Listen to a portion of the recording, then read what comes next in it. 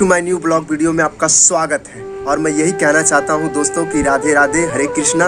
और यही कहना चाहता हूँ कि किसी का सच भी लड़े अकेला जमाने से, किसी के झूठ के लाखों वकील होते हैं। किसी का सच भी अकेला लड़े जमाने से, किसी के झूठ के लाखों वकील होते हैं। मैं जहाँ जहाँ भी गया मिली शोहरतें हमको, मगर मेरे दोस्त जब अपनों में आते हैं तो जलील होते हैं। मेरे दोस्तों, कहने का मतलब ये है कि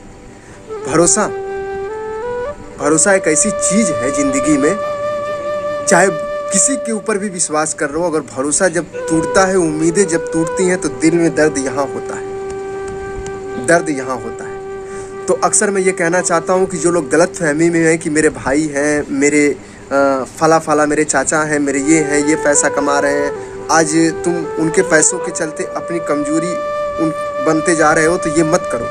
खुद अपने पैरों पर तैयार हो दोस्त, क्योंकि जब मुसीबत आती है ना तो खास अपने भी लोग साथ छोड़ देते हैं, अपने भी पहचानने से इनकार कर देते हैं। ठीक है, तो मेरे कहने का मतलब ये है कि खुद अपने बदौलत बनो, ताकि अपनी ज़िंदगी, अपनी उम्मीद अपने आप रखो, अपने ऊपर रखो।